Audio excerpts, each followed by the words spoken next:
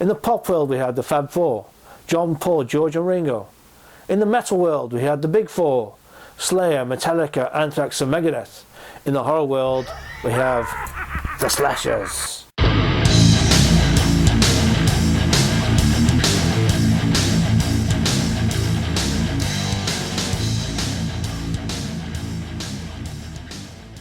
Welcome our friends to my basement of horrors.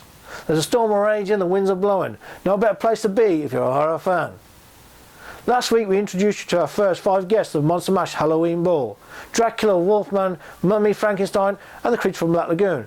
Today's all about the slashers. Our first guest tonight, our first slasher, is Michael Myers from the Halloween franchise of 1978. When we first get to meet Michael, he's a 6-year-old in a clown costume, just shortly after he stabbed his older sister to death. The whole part of the film is from his point of view, from inside that mask, through the eye holes. That puts us in the killing seat. Later on we see Michael again. We don't actually see him. We know he's there. We see parts of his body from over his shoulder. Again, putting us in that killing seat as he stalks his victims. When Michael dons a mask, the fact that he's big, physically big, but the mask hides his face, and the mask is very pale, has no features, makes him very sinister. When Michael kills, there's not much blood around, there's not much gore. It's his eeriness, the fact he doesn't speak, his movement, all adds to the fact that Michael is an iconic horror character. We fear him. We do not understand him, we do not hear him, but we know he's there. Michael Myers himself has appeared in a number of sequels. In reboots also, but the reboots themselves deviated from that suspenseful first film and became more of a gore fest. In all, up till 2009, he has scored a total of 111 victims. Our second slasher is Leatherface from Texas Chainsaw Massacre. This is one sick puppy who wears the skin of his victims on his face as a mask. Throughout the film he wears different masks depending on his mood.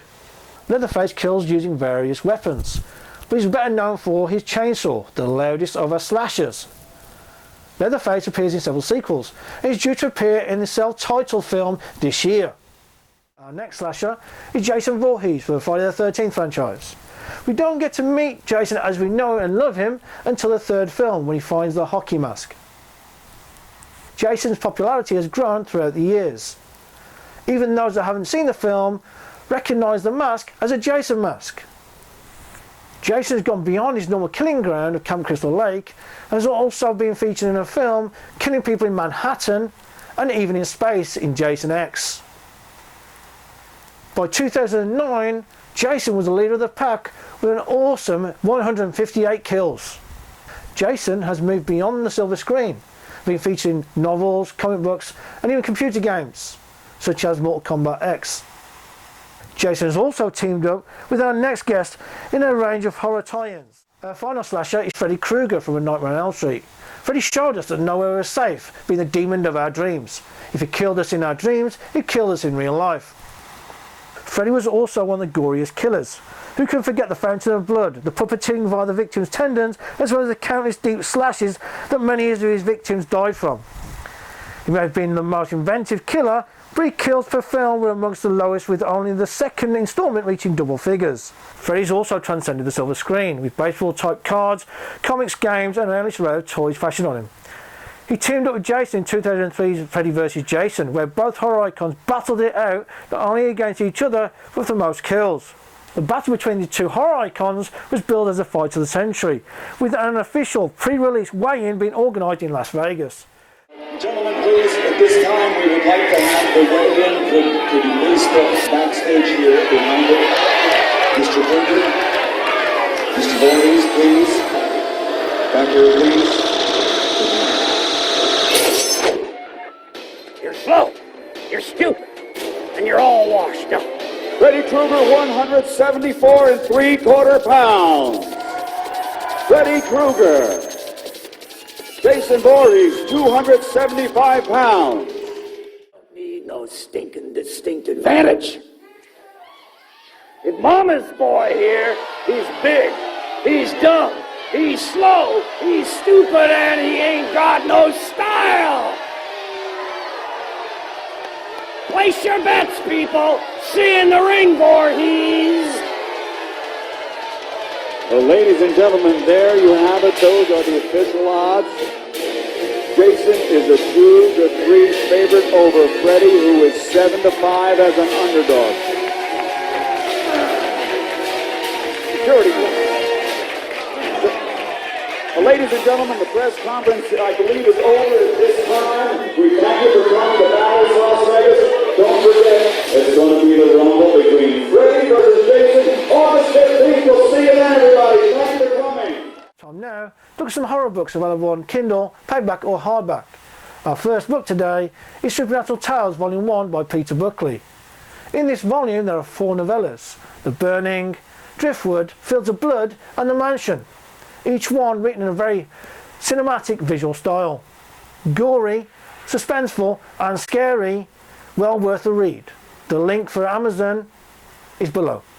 Our second book today is Hollywood Monster by Robert Englund, the man behind the mask of Freddy Krueger. Insightful, entertaining, funny at times, this book is well worth a read if you're an Elm Street fan or a horror fan in general. Time now to look at a trailer for an up-and-coming horror film for this year. Today's film is The Darkness, starring Kevin Bacon.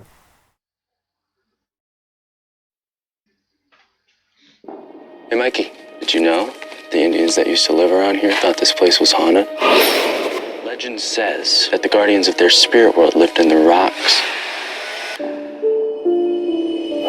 Hey buddy, do me a favor. No bags on the table, Mikey, remember? 1, 2, 3, 4, 5. Michael's been acting strangely. Can you tell Michael to stay out of my room? Keeps leaving dirty hand marks everywhere. Don't put your hands in this, honey. Oh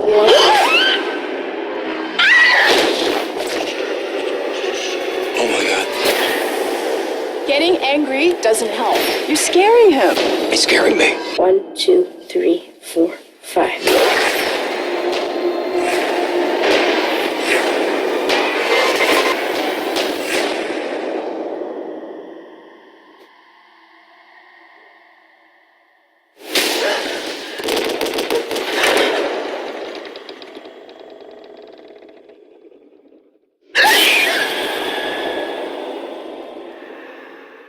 So from this trailer it shows that it's based around Native American lore, with a boy being possessed by an evil Native American spirit.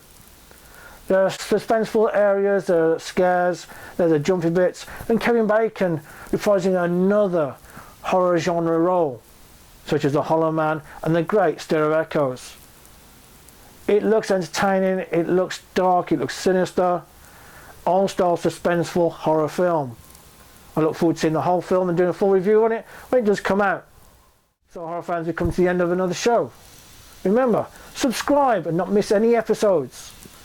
Check out the website where the list for the Monster Mash Halloween Ball is put up each and every time somebody's introduced. Also follow me on Twitter and see what I get up to each and every day.